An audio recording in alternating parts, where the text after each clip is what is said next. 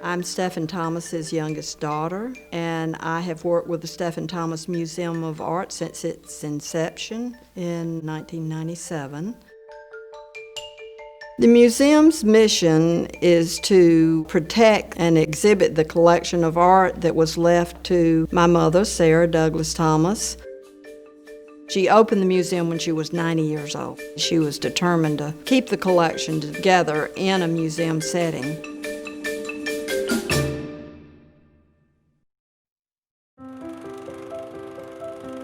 I think that that is strictly the artist's responsibility, that he truthfully expresses his impression so that the beholder may associate a primordial feeling, which in turn will guide him in his own expression, whatever that may be.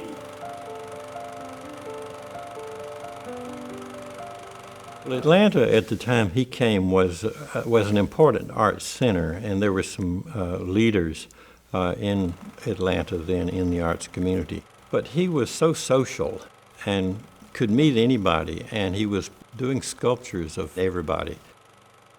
He was a triple threat man. He did watercolors, he did oils, he did those bronzes, he did rock work, he sculpted in stone. Steffen Thomas, being a European immigrant, immediately adopted this American do-it-yourself attitude. I think he was fascinated by it. So he was very a strong proponent of the idea that you should be able to do it yourself.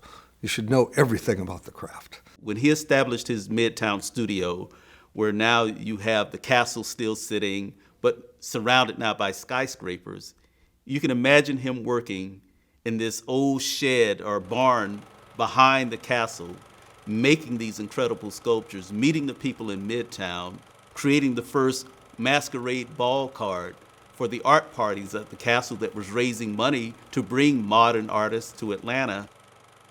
Early in his career in Atlanta, he was an item. Anything that happened in the arts related to him was news.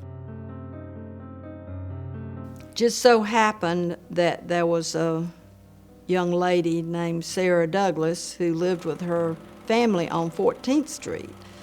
And he saw her there at the home, and they took one look at each other, and something magic, electric, whatever happened, but they got married 6 weeks later. Sarah was instrumental in helping him continue to learn English. She was a librarian, and they studied together, and she brought material to him, so they were real partners. My mother was truly his muse. She was devoted to him, and they were married for 56 years, even though they married that quickly. He saw himself as an artist, but at the same time, he was extremely concerned about supporting his wife and his children. And he was extremely successful at getting commissions. Even in the height of the Depression, he got commissions when people in New York weren't getting commissions, and he was getting more for them. He could work so quickly, so fast, and was so skillful, and he was ambidextrous.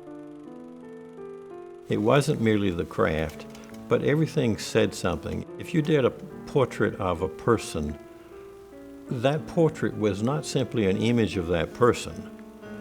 It was the story of that person. I won't accept the commission for a portrait anyhow unless I am allowed to do it the way I see it.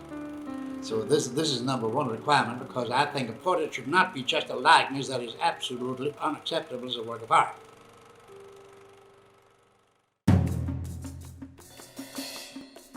He needed to expand his studio space from what he had in Atlanta because he was getting larger commissions. Then he bought a small farm in DeKalb County. The house was built out of granite and fieldstones, and it was some hard work. But he built it in kind of a Bavarian style, and he just kept adding on to it and built a very large studio. The main room was huge. It was just tall ceilings and big fireplace. Some of the stairs would lift up and there'd be little passages under the stairs. It kind of felt like a big playhouse. And the whole house was a work of art, really. Every detail he had a hand in. Mosaics, sculpture, huge sculptures lying around.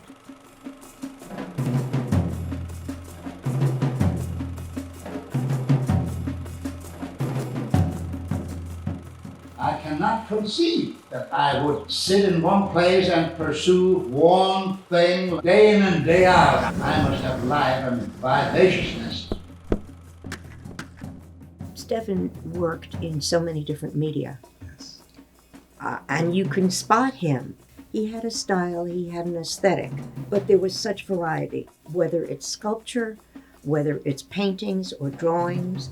There wasn't a medium he did not play with at some point in time. Very, very skillful. He was German trained and could work in any medium, including a few that I think he sort of innovated on his own.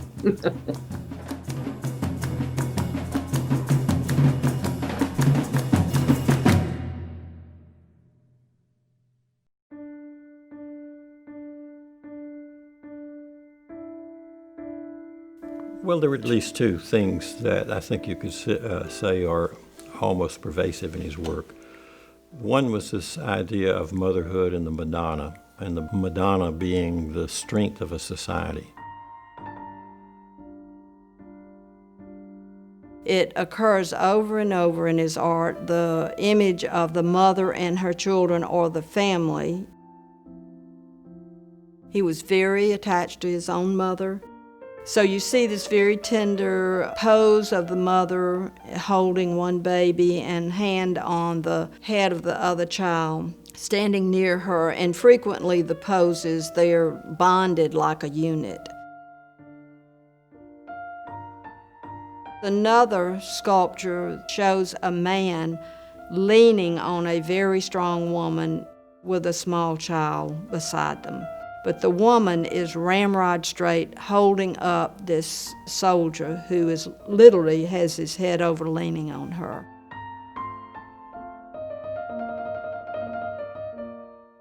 Another theme is what he might call the Brotherhood of Man.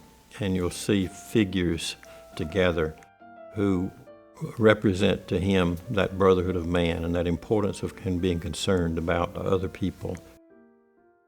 At the Stone Mountain property, he created a monument to the Brotherhood of Man and what he called the family of mankind. The Brotherhood Monument had a huge sculpture of Mother Earth holding up a baby that he called the child of the future. And he wrote on the wall of that his slogan or his motto, which said, "This world is too small for less than brotherhood and too dangerous for less than truth." These are the words I have on a granite ball that once existed at my studio at Stone Mountain. The granite ball is not anymore. Perhaps it is just as well, because the same creativity is in my words.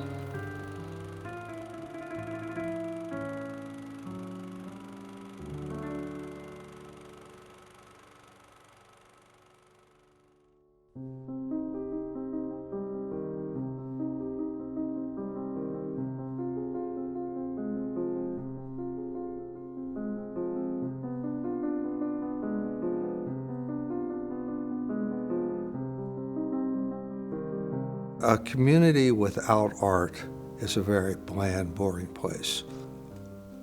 But being able to see the unexpected and to stumble on it, to turn a corner and there's this incredible piece of work, it makes you stop and think a little bit.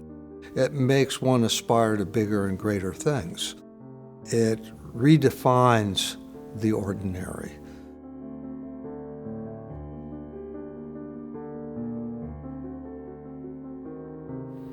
Art carries the greatest power of communication that man has and will eventually bring forth the truth in man. It is dynamite. Art is dynamite. True art is dynamite.